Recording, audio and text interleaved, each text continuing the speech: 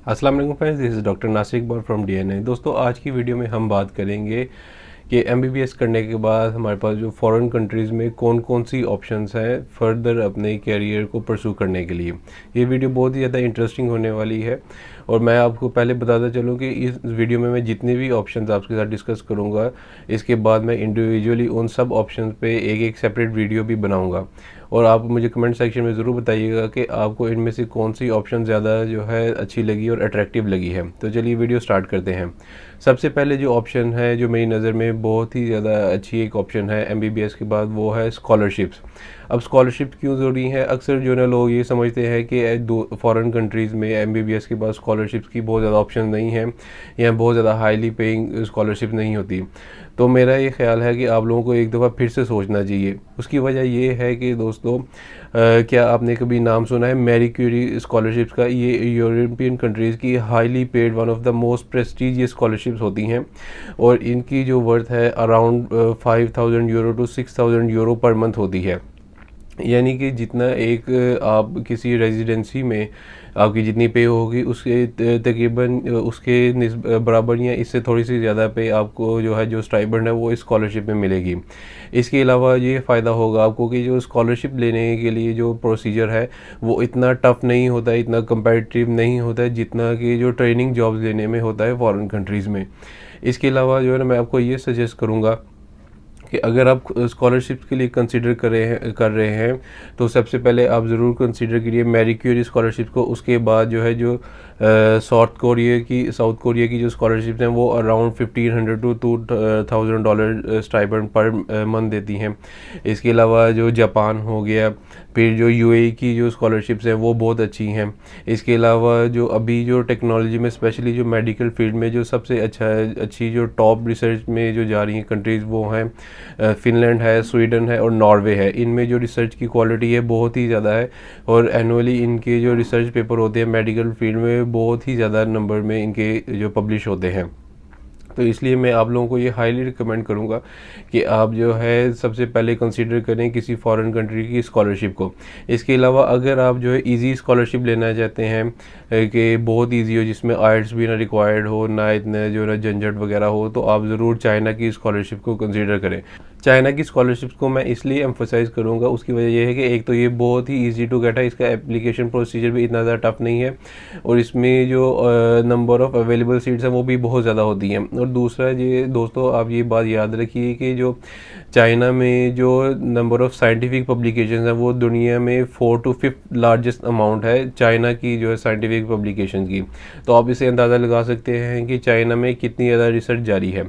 अब आप अगर स्कॉलरशिप की बात करते हैं तो मैं आपको सजेस्ट करूंगा कि जो आने वाले वक्त में जो मेडिकल फ्यूचर की जो स्कॉलरशिप्स हैं उसमें अप्लाई करें, जिसमें जो मेडिकल फील्ड के साथ साथ जो आर्टिफिशियल इंटेलिजेंस, जो दोनों कंबाइंड जो फील्ड्स हैं जैसे रोबोटिक्स है या इस तरह की जो और भी काफ़ी ज़्यादा जो फील्ड्स हैं, आप उसमें लाजमी अप्लाई करें। इसके अलावा जो है मेडिकल में जो आप जो है पैथोलॉजी की स्कॉलरशिप पे भी लाजमी अप्लाई कर सकते हैं, ये भी बहुत अच्छी एक फील्ड है। इसके अलावा जो है इम्यूनोलॉजी, वायरोलॉजी, इसके साथ साथ मैं आपको बहुत ज़्यादा रिकमेंड करूँगा कि आप जो है बायोटेक्नोलॉजी या जेनेटिक इंजीनियरिंग से रिलेटेड स्कॉलरशिप पे ज़रूर अप्लाई करें। इसके अलावा जो अगर आपके पास जो स्कॉलरशिप में दूसरी ऑप्शन है वो है मास्टर्स इन पब्लिक हेल्थ। अब ये जो स्कॉलरशिप्स हैं ये आपको फुली स्टाइपेंड स्कॉलरशिप भी मिल सकती है या फुल फ़ी वेवर स्कॉलरशिप भी मिल सकती है, यानी कि आपकी फुल फीस जो है ना वो कम्प्लीटली वेव ऑफ हो जाएगी लेकिन आपको स्टाइपेंड कोई नहीं मिलेगी। लेकिन फिर भी मैं सजेस्ट करूँगा कि आप इस स्कॉलरशिप को ज़रूर अवेल करें। अब ये जो स्कॉलरशिप्स हैं ये यूके, अमेरिका, न्यूजीलैंड, ऑस्ट्रेलिया, इन तमाम कंट्रीज़ में अवेलेबल हैं। इसके साथ साथ जो यूरोपियन कंट्रीज़ हैं जैसे जर्मनी वगैरह, इधर भी अवेलेबल है। तो आप ज़रूर इन स्कॉलरशिप्स को भी अवेल करें। अब स्कॉलरशिप के बाद जो अगली अपॉर्चुनिटी होती है वो है दोस्तों एक बहुत ही एक न्यू फील्ड है। न्यू फील्ड तो नहीं है लेकिन जो है इसके बारे में बहुत कम सुना जाता है, वो है फिजिशियन असिस्टेंट की जॉब। ये क्या होते हैं कि फिजिशियन एसोसिएट या असिस्टेंट होते हैं जो फिजिशियन को जो ना पेशेंट डायग्नोसिस में हेल्प करते हैं या पेशेंट के एग्जामिनेशन में हेल्प करते हैं। ये भी जो है इसका भी एक प्रॉपर एक लाइसेंस होता है और इसकी भी प्रॉपर एक क्वालिफिकेशन होती है। आप फिजिशियन की असिस्टेंट होते हैं, इसमें बस डिफरेंस ये होता है कि आप पेशेंट को चेक तो करेंगे लेकिन जो है आप पेशेंट को प्रिस्क्रिप्शन नहीं लिख कर दे सकते। आप बाकायदा डॉक्टर के तौर पे जो है हॉस्पिटल में, क्लिनिक पे काम करेंगे करेंगे एक किसी भी डॉक्टर के साथ, लेकिन बस फ़र्क ये होगा कि आप उसको कोई भी प्रिस्क्रिप्शन नहीं लिख कर दे सकते। वो जो प्रिस्क्रिप्शन होगी वो सिर्फ और सिर्फ वो जो डॉक्टर है जिसके साथ आप अटैच हैं वही लिख कर दे सकता है। इसका फ़ायदा ये होगा इस जॉब का या इस कैरियर का कि ये है कि ये भी बहुत ज़्यादा हाईली पेइंग फील्ड है और इसमें बहुत ज़्यादा भी अपॉर्चुनिटीज़ अवेलेबल हैं। इसके अलावा जो अगली अपॉर्चुनिटी है वो है MSc, masters in any field. For example जो है आप मास्टर्स इन स्पोर्ट्स मेडिसिन कर सकते हैं, masters in genetics, master in clinical pathology, कोई भी इस तरह की फील्ड आप ले लें। आप यूनिवर्सिटी की वेबसाइट पर जाएं और आप उधर रिसर्च करें कि एमएससी में वो कौन से कोर्सेज जो है वो ऑफ़र कर रहे हैं। अब एमएससी की भी जो कोर्सेज हैं वो भी जो है फुली फ़ी वेवर हो सकते हैं या जो है ना हाफ स्टाइपेंड हो सकती है या बिल्कुल भी उसमें स्टाइपेंड नहीं मिल सकती। ये जो है यूनिवर्सिटी डिपेंड करता है कि वो किस टाइप की स्कॉलरशिप वो ऑफ़र कर रही है किस टाइप की कंट्री को। तो ये भी एक बहुत ही अच्छी ऑप्शन हो सकती है।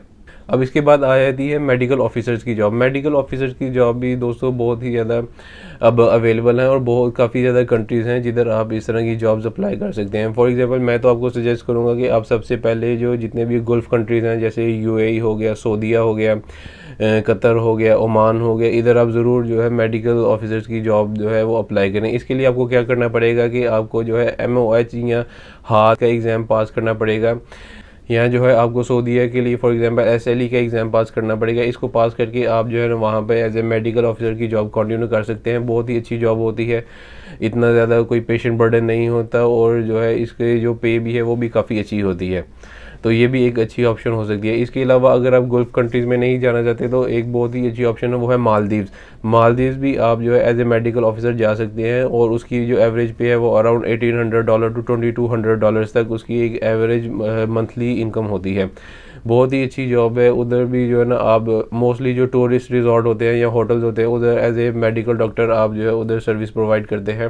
साथ साथ आपका ट्रैवल भी हो जाएगा और साथ साथ आपकी अच्छी खासी सेविंग भी हो जाएगी। अब आ जाते हैं, हम बात करते हैं जो रेजिडेंसी वाली जॉब्स हैं कि आप जो है आगे फर्दर ट्रेनिंग लेना चाहते हैं तो उसके लिए क्या क्या ऑप्शंस अवेलेबल हैं। तो रेजिडेंसी वाली जॉब्स के लिए दोस्तों काफ़ी ज़्यादा ऑप्शंस अवेलेबल हैं। अब फ़िलहाल और काफ़ी ज़्यादा कंट्रीज़ अब मज़ीद ओपन हो चुकी हैं। पहले जो वही जो पॉपुलर कंट्रीज़ है जैसे यूके, अमेरिका वगैरह, ऑस्ट्रेलिया वही थी, लेकिन अब तो काफ़ी ज़्यादा कंट्रीज़ जो हैं वो रेजिडेंसी प्रोग्राम अपने ओपन कर चुकी हैं। उसके लिए सबसे पहले मैं आपको सजेस्ट करूँगा कि आप जो है UAE में अप्लाई करें।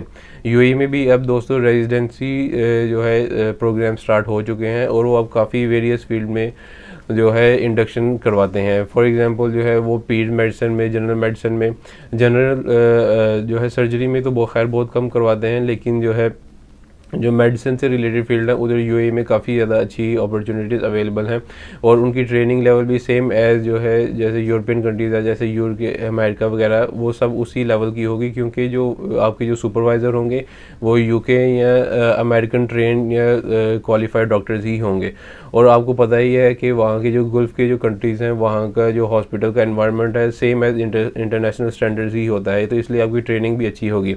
जो इसमें थोड़ा सा फ़र्क हो सकता है, जो मेरा ख्याल है, आई डोंट नो एग्जैक्टली, लेकिन जो मेरा ख्याल में थोड़ा सा इसमें डिफरेंस आ सकता है वो ये है कि नंबर ऑफ़ पेशेंट, क्योंकि इतने ज़्यादा क्वांटिटी में आपको पेशेंट्स देखने को ना मिले, लेकिन जो क्वालिटी ऑफ ट्रेनिंग होगी वो बहुत ही ज़्यादा अच्छी होगी। UAE के अलावा जो है दोस्तों जो नेक्स्ट ऑप्शन है वो है आप जो है जर्मनी में आप PGशिप के लिए, रेजिडेंसी के लिए अप्लाई कर सकते हैं। इसका प्रोसीजर थोड़ा सा लंबा होता है और थोड़ा सा टाइम कंज्यूमिंग होता है क्योंकि उसमें पहले आपने जर्मन लैंग्वेज सीखनी होती है, फिर जर्मन लैंग्वेज का एग्ज़ाम आपने पास करना होता है, फिर जर्मन लैंग्वेज में आपने जो है मेडिकल एग्ज़ाम पास करना होता है। जब वो आपका मेडिकल एग्ज़ाम पास हो जाता है फिर आप जो है डिफरेंट जगह पे जर्मनी में इंटरव्यू के लिए अप्लाई करते हैं। इसका थोड़ा सा ड्रॉबैक ये है कि इसमें जितनी भी जो क्वालिफिकेशन है वो सारी की सारी जर्मन लैंग्वेज में ही है, इसलिए पहले आपको जर्मन लैंग्वेज में अच्छी ग्रिप लेनी होगी, उसके बाद ही आप फर्दर आप रेजिडेंसी के लिए अप्लाई कर सकते हैं। लेकिन अगर एक दफ़ा आप ये जर्मन लैंग्वेज एग्ज़ाम्स क्लियर कर लेते हैं और आपके इंटरव्यू में सिलेक्शन हो जाती है तो इसके बाद आपके वारे ही नहीं आ रहे हैं। बहुत अच्छी जो है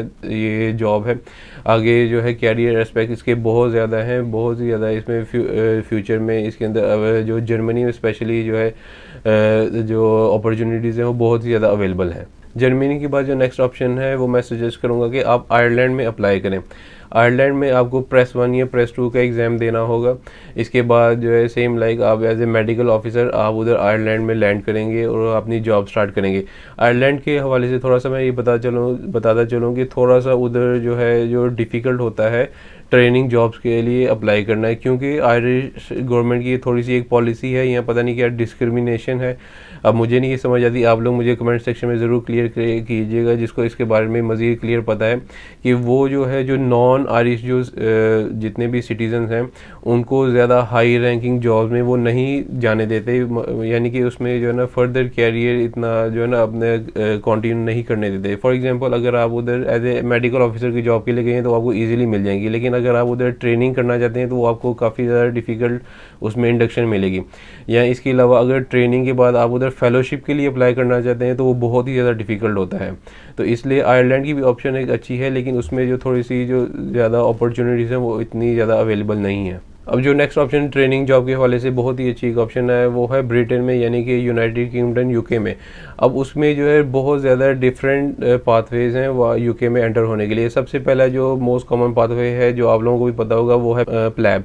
प्लैब जो है वो उसके 2 पार्ट्स होते हैं, प्लैब 1 और प्लैब 2। प्लैब 1 जो है वो आपकी कंट्री में एग्ज़ाम होता है और प्लैब 2 के लिए आपको यूके मैनचेस्टर में जाकर वो एग्ज़ाम देना पड़ता है। अब जब प्लैब के बाद जो अगर आप प्लैब 2 पास कर लेते हैं तो आपके लिए बहुत ज़्यादा अपॉर्चुनिटी होती है नॉन ट्रेनिंग मेडिकल ऑफिसर की जॉब के लिए। अब वो मेडिकल ऑफिसर की जॉब आपकी हॉस्पिटल में भी हो सकती है, किसी ट्रस्ट में हो सकती है, या किसी पेरिफेरी एरिया में भी हो सकती है। अब इसका ये फ़ायदा होगा कि आप एक उसके सिस्टम में एंटर तो हो जाएंगे इस रूट के थ्रू, लेकिन आपको अगर ट्रेनिंग की जॉब मिलेगी इसकी कोई गारंटी नहीं होती। लेकिन ये होगा कि आपकी पे अच्छी होगी, आपका लाइफस्टाइल अच्छा हो जाएगा, आप अच्छे एनवायरनमेंट में जो है ना जॉब कर रहे होंगे, तो इसके ये थोड़े से एडवांटेजेस हैं।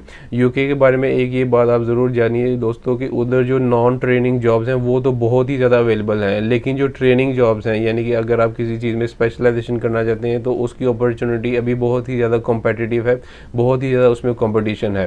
स्पेशली अगर सर्जरी की आप करते हैं तो उसमें बहुत ही ज़्यादा कॉम्पिटिशन है।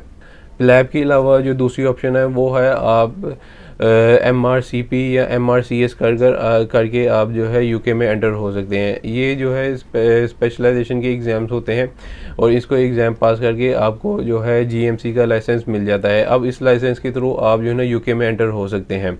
अगर आप सर्जन हैं तो आपको MRCS करना होगा, अगर आप जो है फिजिशियन हैं या मेडिकल स्पेशलिस्ट हैं तो आपको जो MRCP करना होगा।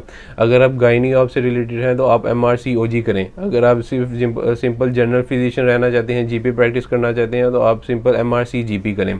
इसका ये फ़ायदा होगा कि आपको एक तो यूके का लाइसेंस मिल जाएगा और इसके थ्रू आप जो यूके में एंटर हो जाएंगे। लेकिन इसकी मैं स्टिल आपको बताता चलूँ कि इसके बावजूद भी कोई गारंटी नहीं कि आपको जाते ही जो ट्रेनिंग जॉब्स हैं या फेलोशिप की जो जॉब्स हैं वो आपको मिल जाएंगी। इस हो सकता है कि कुछ अरसे के लिए आपको पहले जो है मेडिकल ऑफिसर की जॉब पेरीफ्री में या किसी हॉस्पिटल में करनी पड़े, 2 महीने, 4 महीने, 6 महीने, साल, वो डिपेंड करता है प्लेस टू प्लेस। लेकिन हो सकता है कि इसके बाद जो है किसी जगह पे वैकेंसी ओपन हो और आप उधर अप्लाई करें और आपकी ट्रेनिंग जॉब आपको मिल जाए। अब यूके में ये होता है कि जो स्पेशलाइजेशन की जो ट्रेनिंग होती है वो 5 ईयर से लेकर 7 ईयर्स तक होती है। अब क्या होता है कि अगर आपने MRCP या MRCS किया होता है तो आपके जो फर्स्ट 2 ईयर्स हैं वो आपके एग्जाम्प्ट हो जाते हैं। आपकी ST3 में यानी कि जो स्पेशलिस्ट ट्रेनिंग ईयर 3 में आपकी इंडक्शन होती है। उसके बाद आप आगे जो है जिस फील्ड में आप स्पेशलाइजेशन कंटिन्यू करना चाहते हैं उसकी आगे आपकी जो जॉब कंटिन्यू होगी। अब नेक्स्ट जो ऑप्शन है वो है दोस्तों USMLE के बारे में आपने तो यकीनन बहुत ही ज़्यादा सुना होगा, लेकिन USMLE के बारे में बात करने से पहले मैं एक बात आपसे ज़रूर कहना चाहता हूँ कि अगर आप USMLE के पाथवे को कंटिन्यू करना चाहते हैं तो इसके लिए बहुत ज़्यादा ज़रूरी है कि आपके पास सब्र और पैसा बहुत ही ज़्यादा क्वांटिटी में होना चाहिए।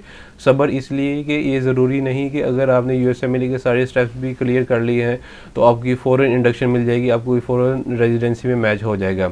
और पैसा इसलिए कि ये काफ़ी ज़्यादा इसके जो एग्ज़ाम्स हैं जो पर पेपर जो है इसकी जो फ़ीस है वो काफ़ी ज़्यादा होती है। फॉर एग्ज़ाम्पल अभी स्टेप 1 की जो फ़ीस है अराउंड $1200 to $1300 पर पेपर होती है और इसी तरह स्टेप 2 की फ़ीस इससे थोड़ी ज़्यादा है। और अगर आपने स्टेप 2 क्लिनिकल स्किल्स देना है तो वो आपको अमेरिका में जाकर देना पड़ेगा, और उसकी जो है जो ट्रैवलिंग टिकट वगैरह, वहाँ पे होटल स्टे वगैरह, जो है ना एग्ज़ाम की फ़ीस, सब कुछ मिलाकर काफ़ी ज़्यादा इसके पैसे बन जाते हैं। तो इसलिए आपके पास सब्र के साथ साथ पैसा भी होना ज़रूरी है। इसके अलावा अगर आप यूएसएमएलई के अगर आप पाथवे पे चल रहे हैं तो इसके अलावा आप जो है वहाँ पर रिसर्च एसोसिएट की जॉब्स के लिए भी अप्लाई कर सकते हैं। वो क्या होता है कि जैसा कि आप जानते हैं कि अमेरिका में बहुत ज़्यादा लेवल पर जो है रिसर्च हो रही होती है, तो उनको जो है रिसर्च एसोसिएट या रिसर्च असिस्टेंट्स की ज़रूरत होती है। वो क्या करते हैं कि जो प्रोफेसर्स को जो है ना, ये डिफरेंट डॉक्टर्स को हेल्प करते हैं रिसर्च कंडक्ट करने के लिए। तो वो जो उसके बदले में जो प्रोफेसर हैं या डॉक्टर्स हैं वो उनको कुछ अमाउंट जो है वो पे ऑफ कर देते हैं, ताकि जो है ना उनकी जो एज ए डेली वेजेस के तौर पर या जो है ना उनका थोड़ा सा जो है ना लाइफ का सिस्टम उधर अमेरिका में चल सके। तो ये भी एक अच्छी ऑप्शन हो सकती है। इसका ये फ़ायदा होगा कि आपकी जो है रेजिडेंसी के लिए जो सीवी बिल्डअप कर रहे होते हैं उसका बहुत ज़्यादा हाई इम्पैक्ट होता है अगर आप उधर जो है रिसर्च असिस्टेंट या एसोसिएट की जॉब अप्लाई अगर आपने वहाँ पे की हुई है। इसके अलावा जो है ना आप रेजिडेंसी लेने के लिए आपको वहाँ पर पहले जो है 2 महीने 3 महीने या साल 6 महीने जितना भी हो सके आपको वहाँ पर इलेक्टिव्स या ऑब्जर्वरशिप्स करनी होती हैं। वो क्या होता है कि यूएस का जो है ना क्लिनिकल एक्सपीरियंस होता है, लेकिन उसमें ये होता है कि आपका जो है डायरेक्ट पेशेंट इंटरेक्शन नहीं होता। आप जो है डॉक्टर को शैडो करते हैं। वो डॉक्टर जो है जो भी होगा आपका जो स्पेशलिस्ट होगा, जो फेलो होगा या कोई भी रेजिडेंट भी हो सकता है, वो पेशेंट को चेक करेगा। आपने बस उधर एक साइड पे खड़े होकर देखना है कि वो पेशेंट को किस तरह चेक कर रहा है, पेशेंट का किस तरह बातें कर रहा है। चेक करने के बाद उसने कौन कौन सी लैब्स जो है ऑर्डर की हैं, उसने कौन सी मेडिसिन जो है उसको स्टार्ट करवाई है, ये सब कुछ जो है ना आप वो देखेंगे, ऑब्ज़र्व करेंगे। तो ये भी बहुत ज़्यादा ज़रूरी है और आजकल इसकी बहुत ज़्यादा डिमांड होती जा रही है यूएस रेजिडेंसी सिस्टम में मैच लेने के लिए, क्योंकि लोगों को जो है 6 महीने 1 साल का एक्सपीरियंस दरकार होता है अपनी सीवी को स्ट्रॉन्ग करने के लिए। इसके अलावा यूएसएमएलई के लिए मैं ये आपको ज़रूर सजेस्ट करूँगा कि अगर आप यूएसएमएलई के कैरियर को आप कंटिन्यू करना चाहते हैं तो आपके पास लाजमी कोई ना कोई बैकअप प्लान भी होना चाहिए। या तो आप पहले जो है ना अपनी कंट्री में एफसीपीएस पार्ट 1 की जो है ना आप वो भी पास कर लें, और फिर उसके साथ साथ आप यूएसएमएलई एग्ज़ाम्स भी क्लियर करें। उसकी वजह ये है कि जैसा कि मैंने आपको पहले बताया कि ये ज़रूरी नहीं है कि अगर आपके यूएसएमएलई के सारे पेपर्स भी क्लियर हो जाते हैं, आप पास आउट कर लेते हैं, तो आपकी फ़ौरन इंडक्शन हो जाएगी। इंडक्शन लेने में ऑन एवरेज 2 से 3 साल 5 साल का टाइम भी लग सकता है, कुछ लोगों को 6-7 साल भी लग जाते हैं। तो इसलिए बजाय इसके कि आप यूएसएमएलई की एग्ज़ाम क्लियर करके फ्रस्ट्रेट हों, आपका कोई लाजमी बैकअप प्लान भी होना चाहिए अपनी कंट्री में। इसके अलावा जो नेक्स्ट ऑप्शन है वो है AMC ऑस्ट्रेलियन मेडिकल काउंसिल और न्यूजीलैंड मेडिकल काउंसिल की। इसका ये होता है कि दोस्तों इसके जो एग्ज़ाम्स हैं, जो पेपर फ़ीस है वो काफ़ी ज़्यादा है। मैं यूएसएमएलई के एग्ज़ाम से भी ज़्यादा इसकी फ़ीस है, लेकिन इसमें ये होता है कि अगर आप AMC के एग्ज़ाम पास आउट कर लेते हैं तो आपको जो है वहाँ पे मेडिकल ऑफिसर की जॉब बहुत इजीली मिल जाती है। लेकिन ऑस्ट्रेलियन सिस्टम का जो है ना थोड़ा सा ये ड्रॉबैक है, वहाँ पे जो फेलोशिप की जो जॉब्स हैं, जो फेलोशिप की ट्रेनिंग है वो बहुत ही ज़्यादा डिफ़िकल्ट होती हैं, और उनका एक पूरा सिस्टम होता है। उसको वहाँ फेलोशिप में इंडक्शन लेने से पहले आपको तकरीबन 3 साल 4 साल या आई थिंक 5 साल वहाँ पे as a medical officer job करनी होती है। उसके बाद आप फेलोशिप के लिए अप्लाई कर सकते हैं। तो ये थोड़ा सा लंबा पाथवे होता है, लेकिन अगर आप एक दफ़ा इसमें एंटर हो जाएं तो ये भी काफ़ी हाईली पेइंग जॉब्स होती हैं। इसके अलावा जो फर्दर रेजिडेंसी के लिए अब जो कंट्रीज़ अवेलेबल हैं वो है नॉर्वे। नॉर्वे दोस्तों बहुत ही एक अच्छी ऑप्शन है। दुनिया की one of the strongest GDP है नॉर्वे की, और दुनिया की top 5 one of the happiest country to live in is Norway. जी दोस्तों, मैं आपको ज़रूर सजेस्ट करूंगा कि नॉर्वे में भी आप ज़रूर अप्लाई करें, लेकिन उसका भी सेम तरीका है। पहले आपको वहाँ पे नॉर्वेजियन लैंग्वेज सीखनी पड़ेगी, उसका टेस्ट पास करना पड़ेगा। फिर नॉर्वेजियन लैंग्वेज में आपको मेडिकल एंट्रेंस टेस्ट जो है वो पास करना पड़ेगा। उसके बाद आपको वहाँ पर जो है एज ए मेडिकल ऑफिसर की जॉब मिलेगी। उसके बाद जो है ना मेडिकल ऑफिसर की आप कुछ अर्सा जॉब करते हैं, फिर उसके बाद आपको फेलोशिप या ट्रेनिंग की जॉब मिलेगी। लेकिन जब एक दफ़ा आप वहाँ के सिस्टम में एंटर हो जाते हैं तो आपको जो है ना एक बिल्कुल स्ट्रीमलाइन पाथवे हो जाता है, और आप जो है एक सिस्टम का हिस्सा बन जाते हैं, और वहाँ पे जो जॉब है वो बहुत ज़्यादा हाईली पेड जॉब्स होती हैं। तो ये जितने भी कंट्रीज़ हैं, ये स्कैंडिनेवियन कंट्रीज़ हैं, नॉर्वे, स्वीडन, फिनलैंड, इनमें से स्पेशली जो हैं ये 3 कंट्रीज़, इनमें जो स्कॉलरशिप के लिहाज से भी और दूसरा जो है ट्रेनिंग के लिहाज से भी, दोनों जो है ना बहुत ज़्यादा अपॉर्चुनिटीज़ अब अवेलेबल हैं। तो मैं आप लोगों को ज़रूर सजेस्ट करूँगा कि आप सबसे पहले तो स्कॉलरशिप के थ्रू अप्लाई करें, अगर नहीं तो फिर उसके साथ साथ आप जो है लैंग्वेज सीखें, और फिर उसके साथ जो है ना ट्रेनिंग जॉब्स के लिए भी अप्लाई करें। उम्मीद करता हूँ दोस्तों आपको आज की वीडियो पसंद आई होगी। इस वीडियो से रिलेटेड आपको कोई भी क्वेश्चन हो तो मुझे कमेंट सेक्शन में ज़रूर बताइएगा। अगली वीडियो तक के लिए अल्लाह हाफिज़ एंड स्टे हेल्दी।